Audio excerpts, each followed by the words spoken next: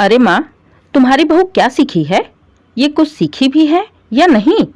बस शादी के लायक हुई, माँ बाप ने शादी करके भेज दिया, दूसरे के पल्ले बांध दिया अपना बवाल। बताओ, चाय में इतनी चीनी? ऐसे तो चाय 1 महीने पी लो तो शुगर के मरीज हो जाओगे। बैठे बिठाए ही चाय पीते ही नेहा अपनी माँ से कहने लगी।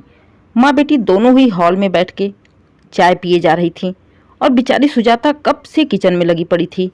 नेहा जब भी बच्चों की 1-2 दिन की छुट्टी होती है तुरंत ही मायके चली आती। मायके का क्या मतलब, पास में ही घर था, बस 15 मिनट की दूरी पर। इसलिए जब भी नेहा का मन करता वो माँ से मिलने आ जाती, लेकिन आते ही बेचारी सुजाता का जीना हराम कर देती। उसके हर एक काम में इतनी कमियां निकालती कि सुजाता अब तो भगवान से भी मनाने लगी कि भगवान, कोई तो ऐसा छुट्टी का दिन रहे जिसमें कि ये ना आए और मैं चैन से रह लूं। लेकिन ये चैन शायद सुजाता के लिए बना ही नहीं था।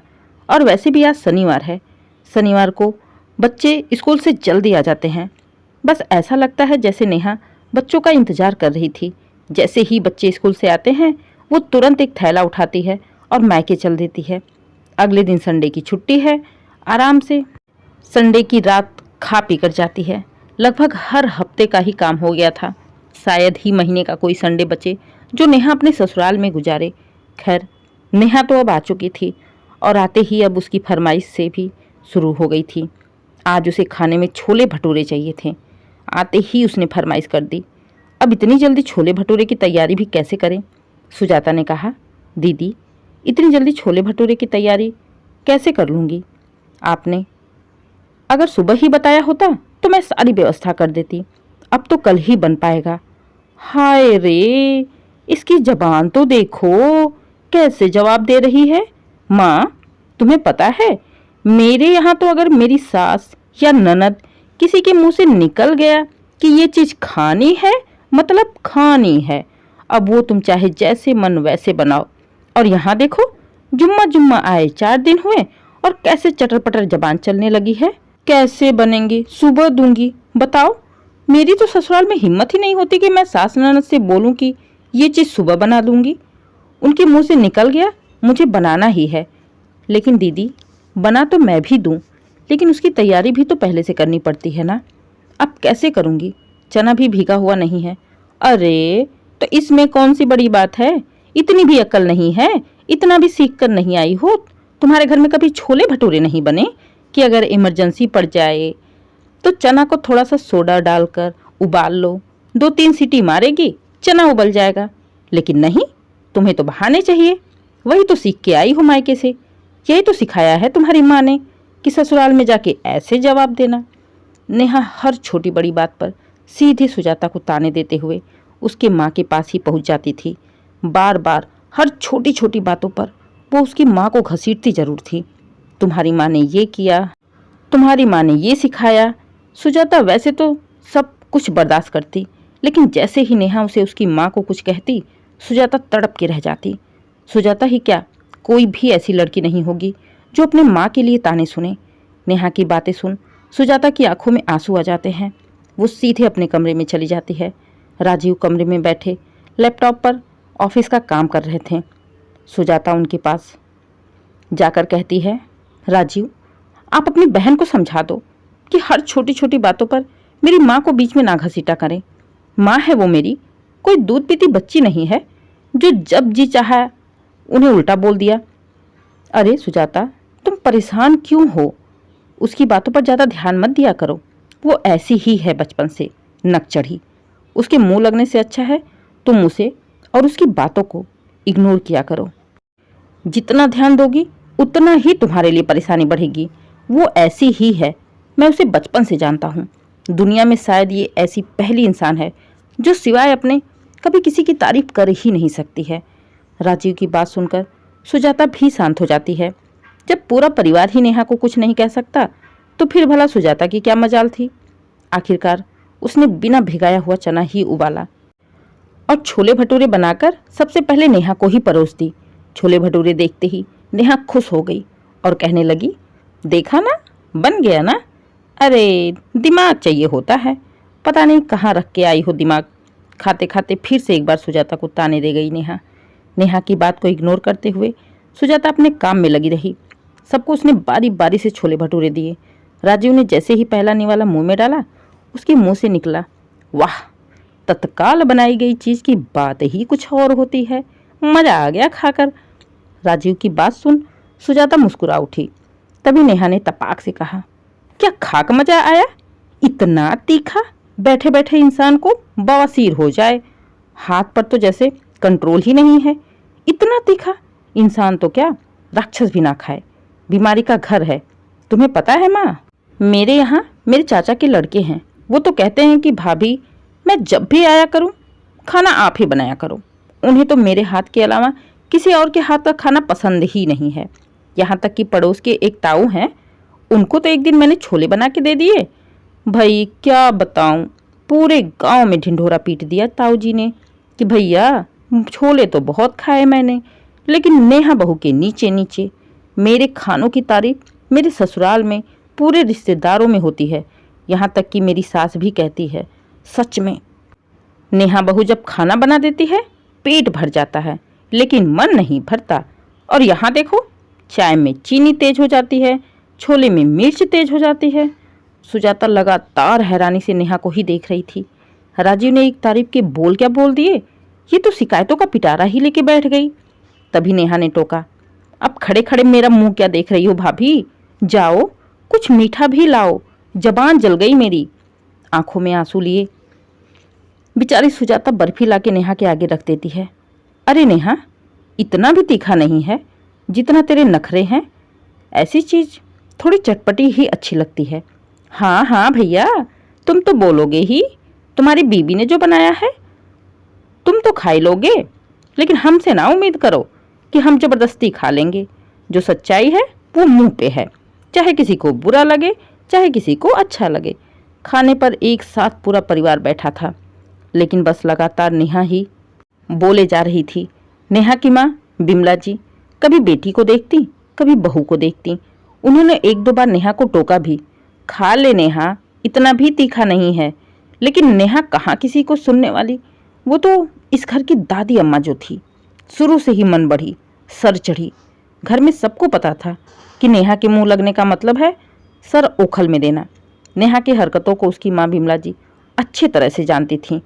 राजीव भी अच्छे से जानता था, लेकिन सुजाता, उसे आए हुए तो अभी 1 साल भी नहीं हुआ था, और 1 साल में उसने अपने लिए नेहा के मुंह से कभी भी प्यार की बोली नहीं सुनी थी।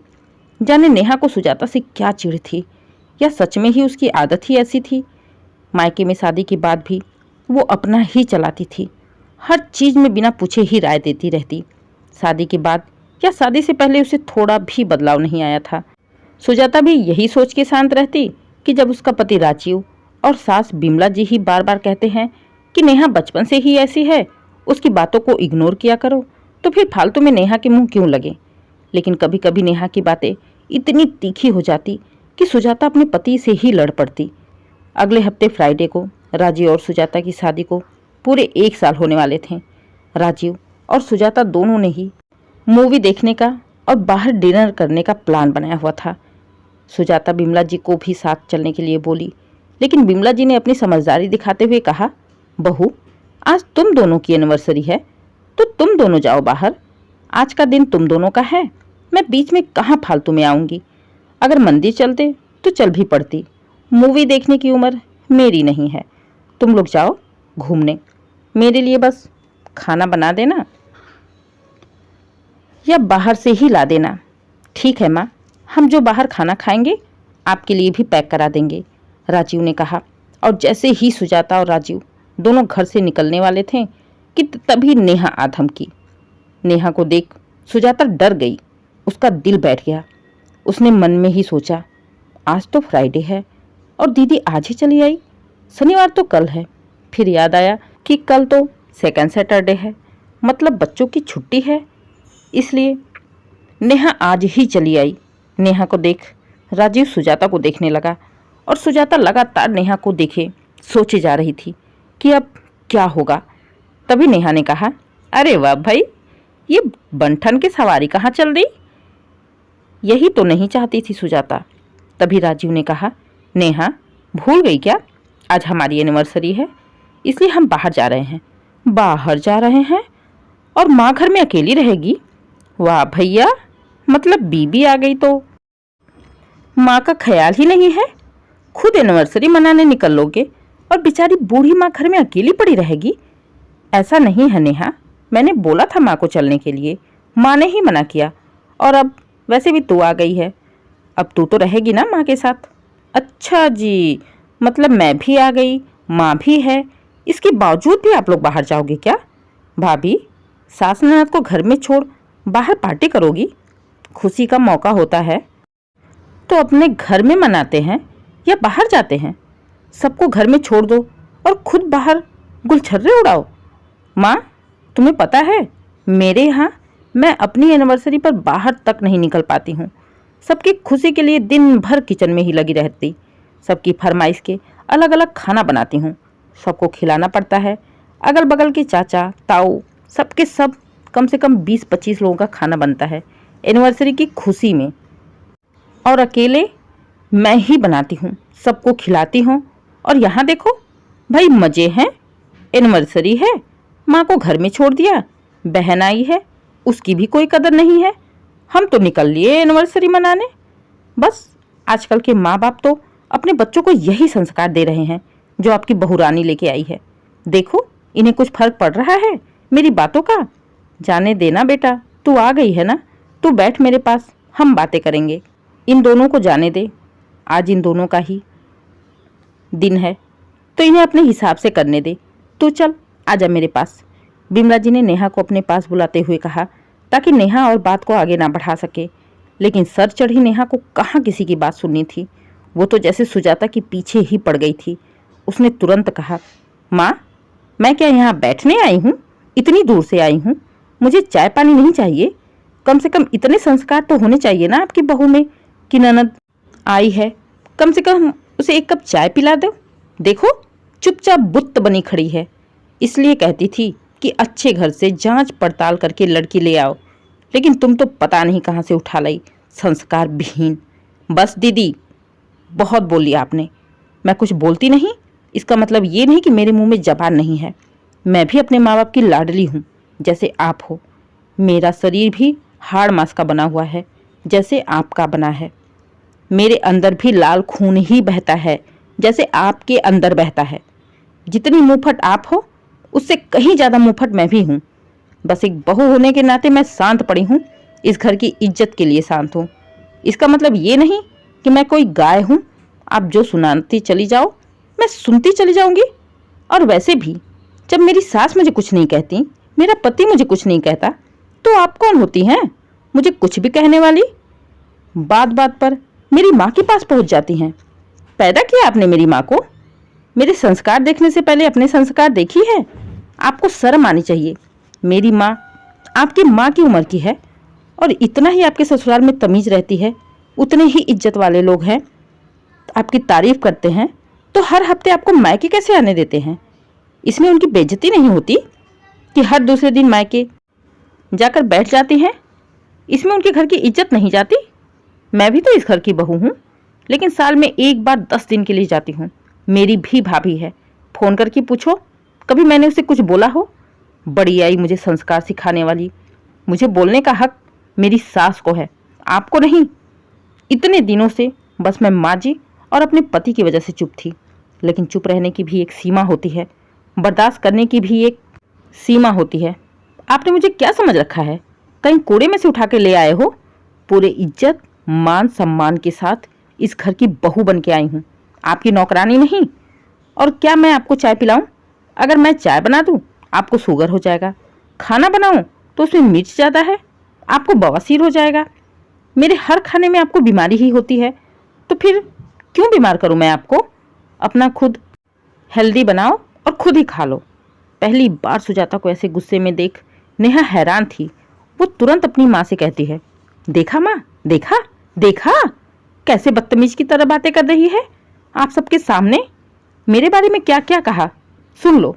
अगर मैं पीठ पीछे कुछ कहती तो आपको लगता कि मैं इसकी बुराई करती हूँ। देख लो, यह है इसकी असलियत। और आप चुपचाप बैठी सब कुछ देखे जा रही हैं, कुछ कहती क्यों नहीं? राजीव भी सुजाता को ही देखे जा रहा था। उसे यकीन भी नहीं था कि सुजाता नेहा को इतनी बुरी तरह से जवाब देगी। वो अपना सर पकड़ के वहीं बैठ जाता है और धीरे से बड़बड़ाता है, लो भाई, हो गया बवाल, अब तो सुजाता गई। लेकिन तभी बिमला जी ने कहा, हाँ बेटा, देखा मैंने, तुम्हारा भी देखा और बहू का भी देखा। शुरुआत तो तुमने ही की थी ना। माँ, ये तुम क्या कह रही हो? सब कुछ तुम्हारे सामने ही हुआ है, इसके बाद भी? हाँ बेटा, इसके बाद भी। तुम्हें मैं 50 बार बोली कि बेटा कम बोला करो, खास करके अपनी भाभी के बारे में। और तुम्हारी शादी हो गई है, तुम ससुराल में रहती हो, 1-2 दिन के लिए मायके आती हो, प्यार से रह लिया करो। लेकिन तुम्हारे अंदर थोड़ा भी बदलाव नहीं आया। जैसे तुम शादी से पहले थी वैसे ही शादी के बाद हो। अगर तुम्हारा भाभी के साथ ऐसा ही बर्ताव रहेगा तो मेरा क्या है, आज नहीं तो कल मेरा तो यहाँ से दाना पानी खत्म हो जाएगा। फिर तुम्हारा मायका भाभी से ही रहेगा। अगर तुम भाभी के साथ ऐसे ही पेश आती रहोगी तो फिर तुम्हारा मायका भी तो खत्म हो जाएगा। तुम्हें कितनी बार समझाया है। नेहा हैरानी से अपनी माँ को देखे जा रही थी। नेहा के साथ साथ राजीव भी आंखें फाड़े अपनी माँ को ही देखे जा रहा था। लेकिन सुजाता की आंखों में सास की बातें सुन आंसू आ गए थे। रोने लगी थी वो। आज उसे अपनी सास में अपनी माँ नजर आ रही थी, जिन्होंने बहू बेटी का फर्क किए बगैर सही का साथ दिया है। आंसू तो नेहा की भी आंखों में थे, ये सोचकर कि माँ ने सबके सामने उसकी बेइज्जती कर दी। माहौल पूरी तरह से बदल चुका था। सुजाता का मूड भी खराब हो गया था। अब वो बाहर नहीं जाना चाहती थी, इसलिए पलट के जैसे ही अंदर जाने लगी कि बिमला जी ने उसे टोका, बहू कहाँ जा रही हो? माँ जी, मैं कपड़े चेंज करने जा रही हूँ, अब मेरा मन नहीं कर रहा बाहर जाने का। इधर आओ। क्यों बाहर नहीं जाओगी? अगर तैयार होकर कहीं जाने के लिए निकलते हैं तो निकलते हैं, मन नहीं बदलते। और वैसे भी आज का दिन तुम दोनों का है, इसलिए यहाँ की चिंता छोड़ो, यहाँ मैं सब संभाल लूँगी। सब कुछ भूलकर तुम लोग जहाँ जा रहे थे वहाँ जाओ। और हाँ, खाना लेकर मत आना, आज हम माँ बेटी दोनों मिलकर खाना बनाएंगे। तुम लोग जाओ। कहते हुए बिमला जी ने राजीव को इशारा किया। राजीव सुजाता का हाथ पकड़ बाहर निकल गया और इधर बिमला जी ने नेहा को समझाने में लग गई। बेटा देख, बात को समझने की कोशिश करो। मैं इससे ज़्यादा तुम्हारी भाभी के सामने तुमसे कुछ भी नहीं कह सकती हूँ, लेकिन 1 मिनट के लिए तुम सोचो, अब वो ज़माना नहीं रहा जब तुम्हारी शादी नहीं हुई थी और तुम ये घर अपने हिसाब से चला रही थी। मैं भी शांत थी, बेटी है, जैसा कर रही है करने दो। लेकिन अब तुम समझने की कोशिश करो, भाभी है वो तुम्हारी, वो अपनी तरफ से अच्छा करने की कोशिश करती है, फिर भी तुम हर चीज़ में कमी निकालती रहती हो। अगर तुम ऐसे ही कमी निकालती रह गई तो सोचो, बहू तो यही चाहेगी ना कि तुम कभी मायके ना आओ। और जिस दिन बहू के मन में ये आ गया, फिर मेरे ऊपर क्या बीतेगी, सोचा है तुमने? बेटा, समय के हिसाब से बदलना सीखो। ठीक है, मानती हूँ, अगर तुम्हें बहू की कुछ चीज़ें पसंद नहीं हैं या बहू में कोई बुराई नज़र आ रही है तो तुम मुझे धीरे से बोल दिया करो। ज़रूरी नहीं कि हर चीज़ को सुना के करो। बहू जैसी भी है, चाहे वो अच्छा खाना बना रही, बुरा बना रही, जैसा भी कर रही, कर तो वही रही है ना। मेरी बीमारी में, मेरे दुख में, तकलीफ में वही साथ देती है ना।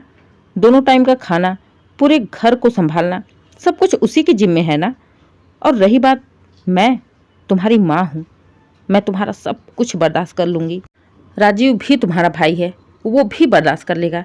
लेकिन वो तुम्हारी भाभी है, वो भला तुम्हारा क्यों बर्दाश्त करेगी? मेरी बात तुम्हें बुरी जरूर लग रही है, लेकिन तुम एक बार सोचना। बड़े ही समझदारी से बिमला जी ने कहा, नेहा को समझाया। आज सुजाता का रूप देखकर और माँ की बातें सुन नेहा सच में अपने आप को बहुत ही बेइज्जत महसूस कर रही थी। खाना बनाकर, खाकर, अपनी माँ को खिलाकर वापस ससुराल चली गई। जब सुजाता और राजीव लौट कर आए, नेहा को नहीं देखा। उन्होंने बिमला जी से पूछा तो बिमला जी ने कहा, बेटा अभी नेहा को छेड़ना सही नहीं होगा, अभी कुछ समय के लिए उसे अकेला ही छोड़ दो। कुछ दिनों बाद सब कुछ अपने आप ही सही हो जाएगा। करीब 2 महीने तक नेहा मायके नहीं आई। राजीव और माँ के बार बार बुलावे पर जब वो आई तो सुजाता उसकी पहले की ही तरह खातिरदारी करी। लेकिन इस बार बदलाव ये था कि नेहा किसी भी चीज़ में कमी नहीं निकालती थी, ना ही बात बात पर सुजाता की माँ पर जाती थी। अब नेहा जब भी आती बड़े ही शांति से 1-2 दिन या जब तक मन चाहा रहकर चली जाती थी। ना घर में कोई कलेश होता, ना ही सुजाता के मन में नेहा के आने का डर रहता। दोस्तों, सच्चाई भी यही है। शादी के बाद लड़कियों को मायके में दखलंदाजी नहीं करनी चाहिए। इससे उनके ही रिश्ते पर बुरा प्रभाव पड़ता है। ये मात्र एक काल्पनिक कहानी है, इसे वास्तविकता से ना जोड़ें। उम्मीद है कहानी आपको पसंद आई हो। अगर कहानी पसंद आए, कहानी को लाइक करें, शेयर करें, चैनल को सब्सक्राइब करें और कमेंट करके ज़रूर बताइए कहानी कैसी लगी। Please subscribe.